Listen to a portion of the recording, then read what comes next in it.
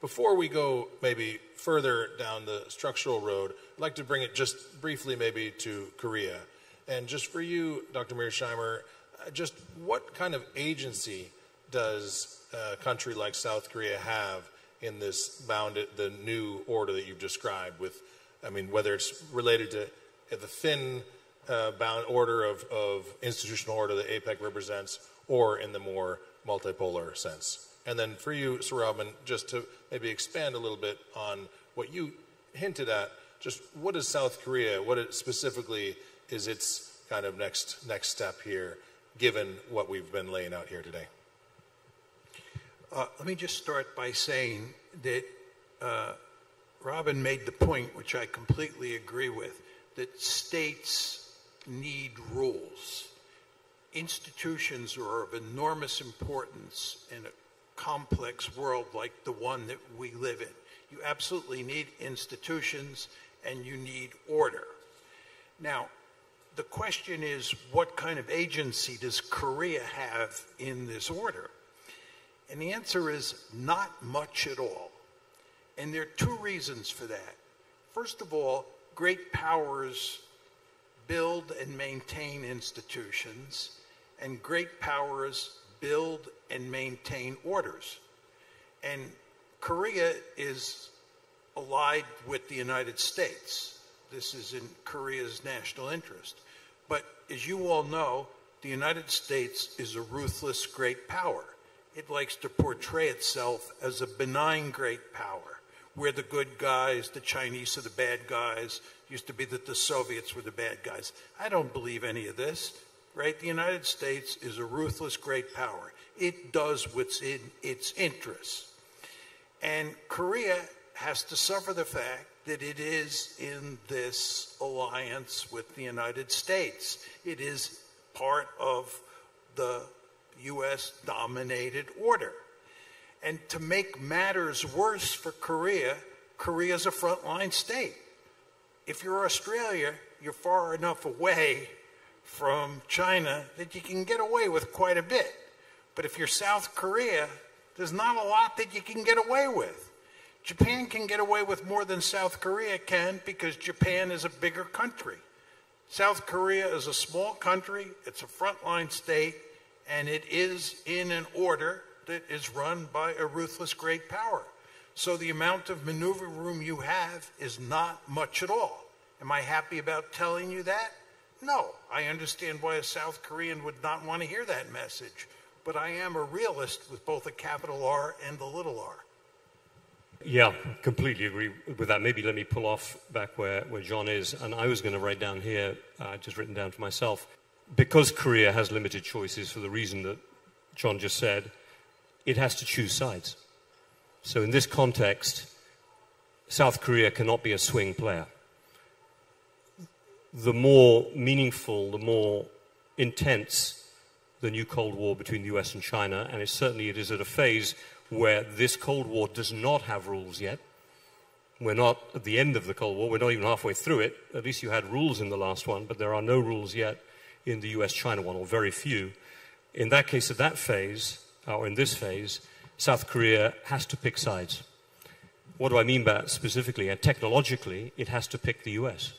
It has to obey the demand, not to support China in its journey to become a more powerful technological competitor. Now, I might add, it's probably in South Korea's interest to do that, because it looks to me, I'm not an expert like some people are in where Chinese technology policy, capabilities are going, or South Korea's, but as an amateur looking at it from the outside, it looks to me that China is going to eat South Korea's lunch pretty soon in just about every area of technology. But the thing that South Korea will have is preferential access potentially to the US market and to the market of other US allies in Europe, in Australia, in Japan, where we're all going to have to make sure there's less Chinese technology. And although the South Korean technology might be a bit more expensive, it will be maybe not as heavily tariffed, and it will be allowed in because you're on the right side of the security contest with China. So I think you have to choose, go ahead and choose. That'd be the first point. Second, South Korea has a chance to be a reliable investor, specifically in the US. despite this messy situation with the subcontractor workers at the Hyundai plant that has coincided with this meeting, you know, teething troubles is the way I would describe it probably, but it's the right long-term play.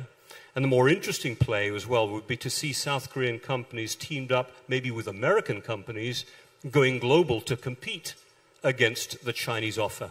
The most obvious example being probably in nuclear technology, where Westinghouse can be a great partner to the very successful and good Chinese civil nuclear plant builders. And the third thing I would do, probably just as at the end of my remarks, South Korea as a small state, and John, you'd probably agree with this, we're all small states, unless you're one of the three great powers. One of the things Britain has learned, you're either small or you're smaller, you know, and we're small. So small states have to find a way to team up, and we do need the rules. So I think that South Korea needs to be investing in APEC. I'm glad it's taking a lead on the energy cooperation side of the APEC agenda. It needs to invest in that.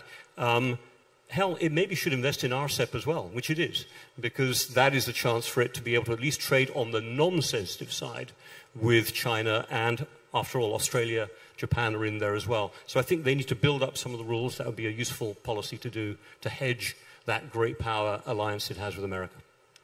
Thanks. I think that's some good tips for maybe to help the medicine go down from the tough message, realist message that Dr. Mearsheimer gave.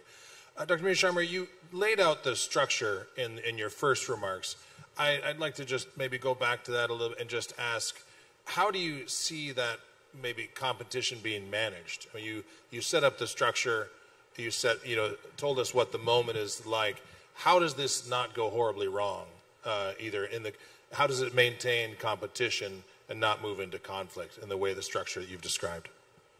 Yeah, I mean, it's obvious that we want to make sure we don't have a war between the United States and China.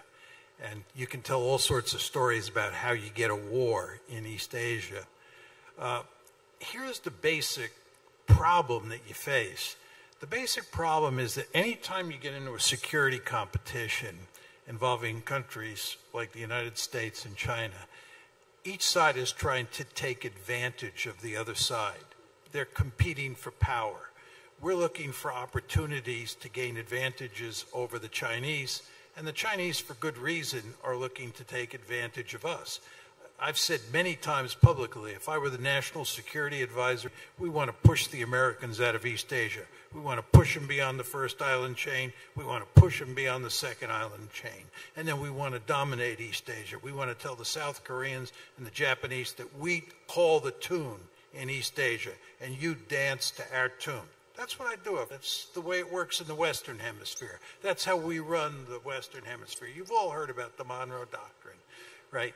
But what you get here is you get two great powers who are competing with each other for advantage. When I was young, we used to talk about containment. You all know George Kennan was the father of containment. Then I came to realize, reading Bruce Cummings' work, you all know Bruce Cummings, I'm sure, who's one of the great Korean experts in the United States.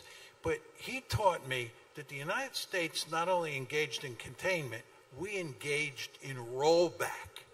Rollback. And the first example of rollback was when we crossed the 38th parallel in 1950, right? We were trying to roll back the Soviets during the Cold War, right?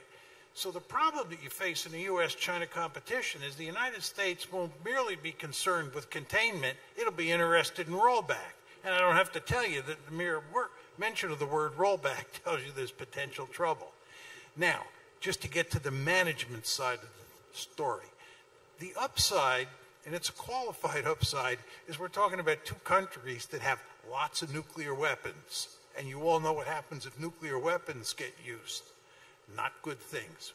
So we have a very powerful incentive to make sure that we don't get into a crisis, and that if we do get into a crisis, we manage it because of nuclear weapons. So I think paradoxically, nuclear weapons, the presence of nuclear weapons, give both sides really powerful incentives to manage the crisis. But I would juxtaposition that with the fact that good old-fashioned great power politics is a really nasty and brutal and dangerous business. I'm going to stick with the hopeful note that you're saying that nuclear weapons, and that will help manage the conflict and keep us away from conflict. Incentives to manage. And maybe also to finish on another positive note to pull out from something we talked about already. You mentioned also other, Quad, but on both sides of the equation, these sub-groupings. But I'd also like to add in, for you, Sir Robin, the maybe not formalized groupings yet. I mean, there's AUKUS, but between Europe and Asia.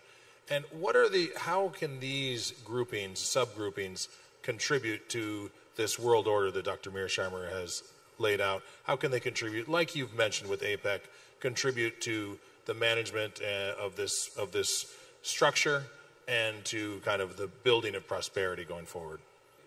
I mean, one of the things that I'm interested in exploring, now that I've got a bit more time to explore things, is the extent to which the United States and China in particular, I think Russia is already a proof point of this, that these three great powers maybe are not as powerful as the great powers have been in past periods of history. It needs testing as a thesis, but if you look at the United States with its current debt level, you look at what Donald Trump considers, and some Democratic leaders also considered, the overuse of the dollar and America's hold of the choke points of the financial system, overuse of those tools as part of their foreign policy in the last 10 years.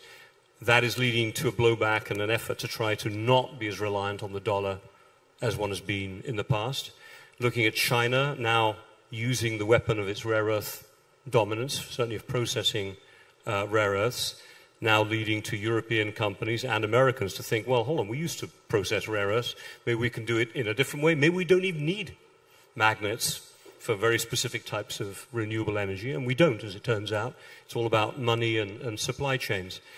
And then you look at, I don't need to talk to this audience here about China's demographic problems, its difficulty in transitioning from middle income to high income as a country.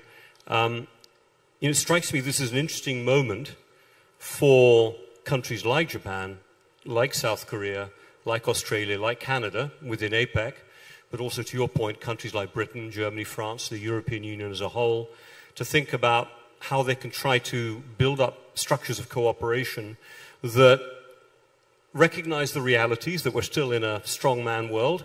We haven't got yet to a position, and we may never, where they don't wield ultimate influence, but certainly try to push it in that direction.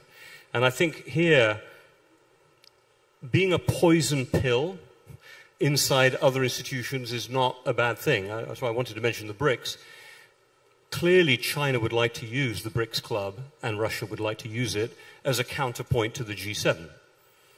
But, with India in there, which has a hugely suspicious relationship, to put it mildly, with China, with Brazil, again, not wanting to be couched as a pure anti-American player, it strikes me that's going to be a very difficult bounded order, if I can call BRICS a bounded order, to try to use to balance the existing or continuing American bounded order built around what is still obviously a very much existing NATO. So it strikes me that you don't have a Warsaw Pact against NATO moment like you had in the last Cold War.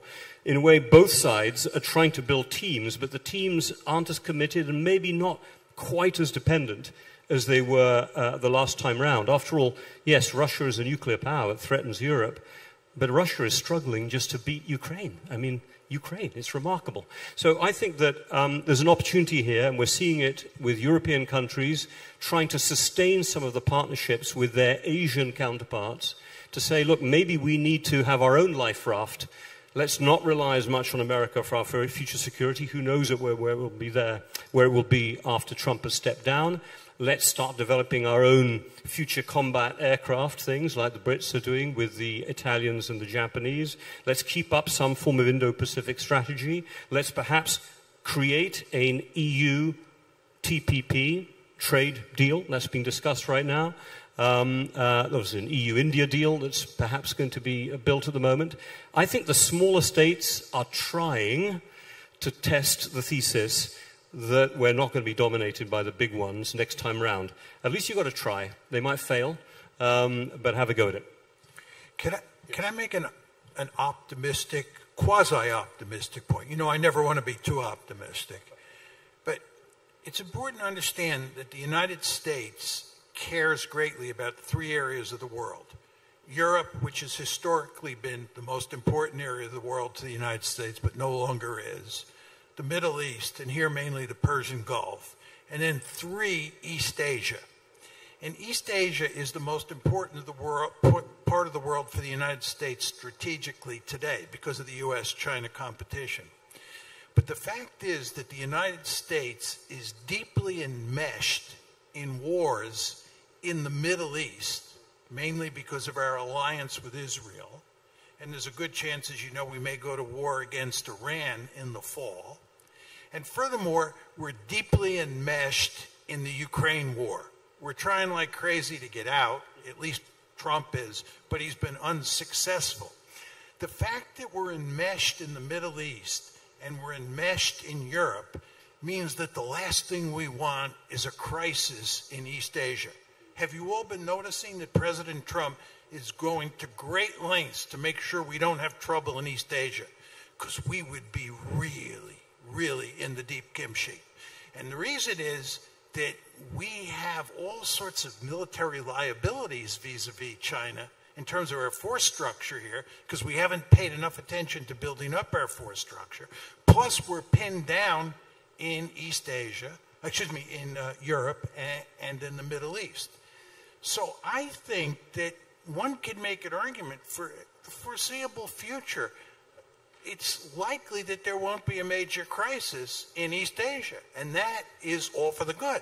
So all of this is to say, you Koreans should hope that the United States remains deeply engaged in the Middle East and deeply engaged in Europe so that we don't cause any trouble in East Asia and you live peacefully for the foreseeable future. I, as an American, have a deep-seated interest in greatly reducing our presence in the Middle East, getting out of the Ukraine conflict so we can concentrate on containing China. That's a great way to end. I'm going to call it optimism, that we are going to have a period of time here in East Asia and in South Korea where we can focus on the problems we've talked about today, about focus on the challenges that APEC is seeking to address to build peace and prosperity in this region. So I want to thank Dr. Mearsheimer and Dr. Niblett very much for their great insights. And please let's thank them with a nice round of applause.